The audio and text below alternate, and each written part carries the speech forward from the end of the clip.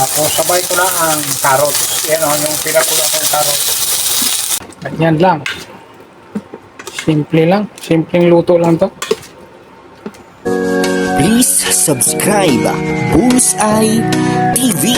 Bullseye TV YouTube channel. Sa TV ating kaibigan, sa YouTube channel ay ating samahan. Halika na, samahan siya sa pagbibigay siya. Yun, hello. Magandang araw. Ito po, nagluluto po ako ng ano ngayon. Sweet and sour. Chicken sweet and sour. Pero pakpak ang gagamitin ko. Yan po ang gagamitin ko ngayon. Chicken wings na sweet and sour. Imbis na chicken buffalo, sweet and sour ang gagawin ko. Yun, priprituhin ko muna ang manok. Kaya maprito muna siya. Yun, umuusok na.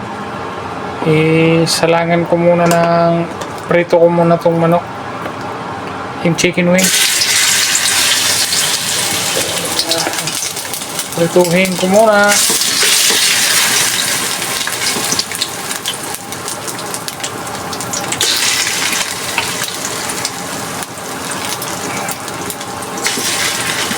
Tapos saka ko gawing sweet and sour. Ayan. Hina lang to. Naka-induction kasi. Naka-induction ako gamit ko. Kaya naka-induction. Mahirap to tansyahin ang apoy. Kaya kailangan matansya kasi baka masunog ang chicken. Pakpak to, pakpak.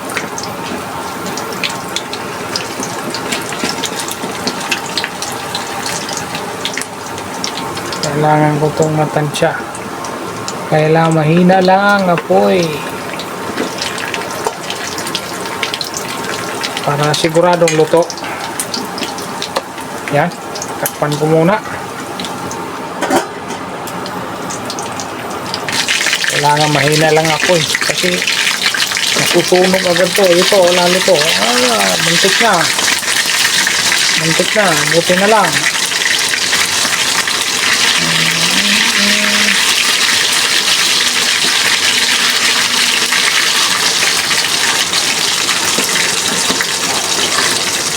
Malipis kasi itong aking kasirola. Kaya kailangan siyang bantayan talaga. Nasusunog agad kadidikit. Pero okay lang kung didikit. Basta wag lang masunog.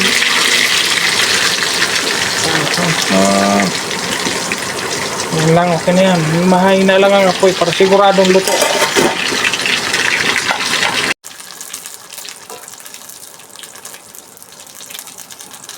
Ito, luto na tong iba. Pwede na to. Baka masubrahan, baka masunog. Okay na yan, pwede na yan kasi lulutuin pa naman. So sweet and sour pa naman. So baka masunog na yan, no? Hirap pag naka-induction ka. Ang hirap yung ang hirap tansyahin. Yan. Yung isa medyo nasunog na.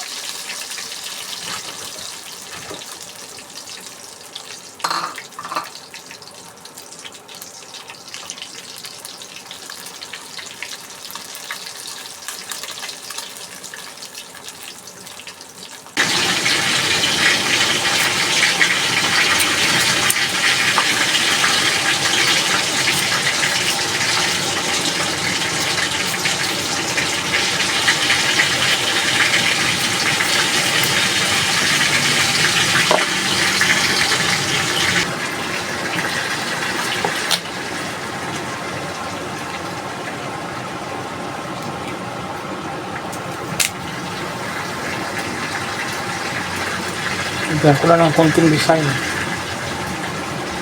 Kunti lang naman. Ano lang to?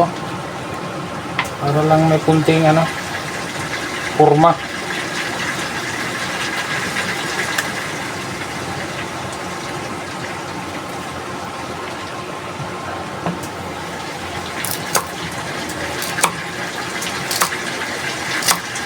Tapos pakuluan ko muna to ng tubig para saglit lang siya maluto. Pakukuluan ko yan. Saglit lang naman. Kahit mga 2 minutes na kulo. Kasi luto na ang karne. Wala na akong hahabulin na lutuin. Kaya kailangan maluto muna tong patatas. Ay ano, carrots. Patatas, carrots pala.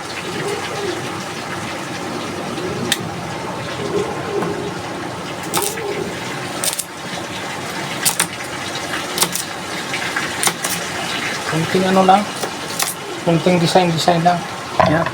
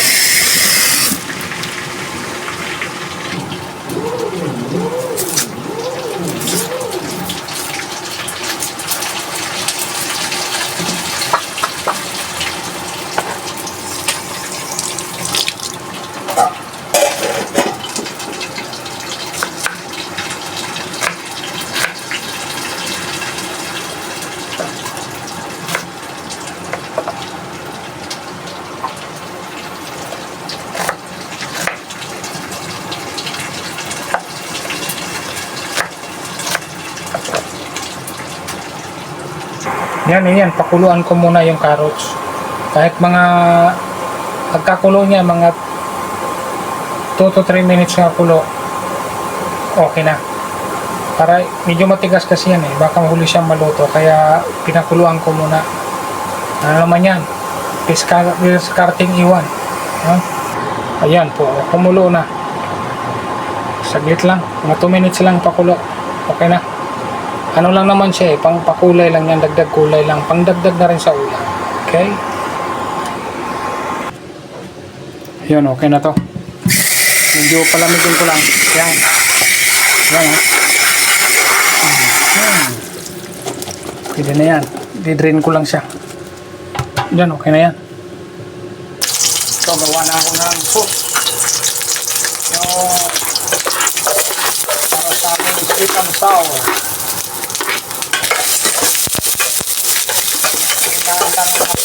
Mantika lang kasi ito yung tawag ng manok. Mantika din yan. Kung pinapakula ko lang yung konti para maluto lang siya. Mahirap ang tansya ng induction.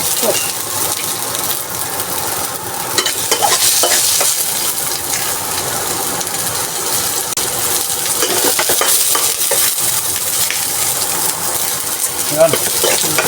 Ito naman. Bell pepper. Yan.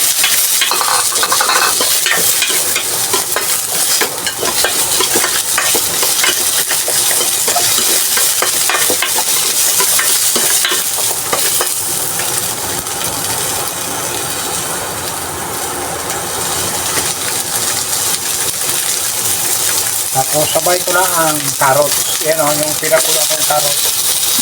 Sakto yan. Pagkaluto ng carrots, sakto na yan. Luto na rin ang bell pepper yan.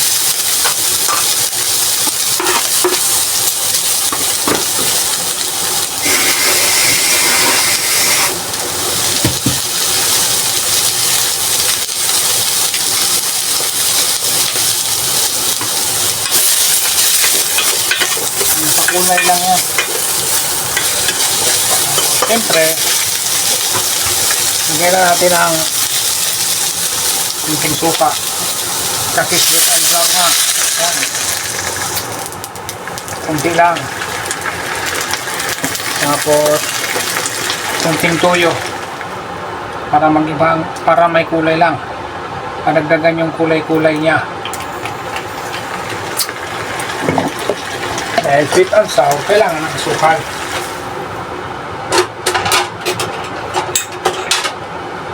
Kailangan ng asukal yan. Sweet and sour. Yan.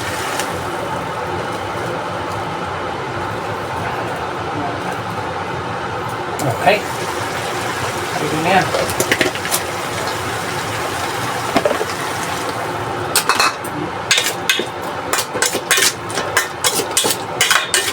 Tapos, para pumula, ito na yung ketchup. Lagyan ko na ng ketchup. Para pumula. Okay. Para gumanda ang kulay. Ketchup.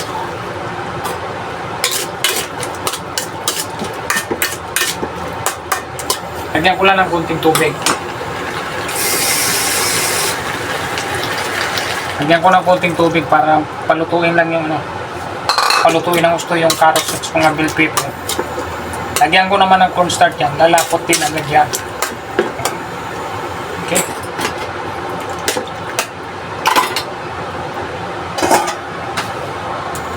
Siyempre kailangan ng paminta.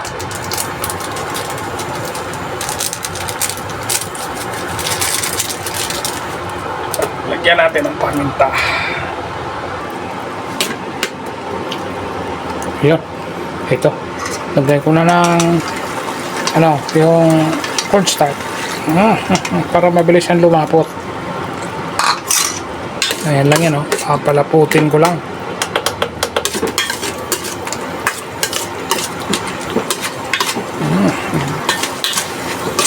Mabilis lang yan lumapot. Haluin lang ng haluin.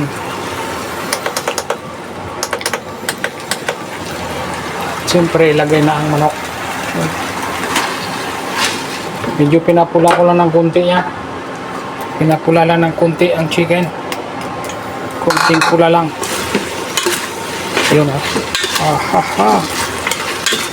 Ganyan lang. Simple lang. Simpleng luto lang to.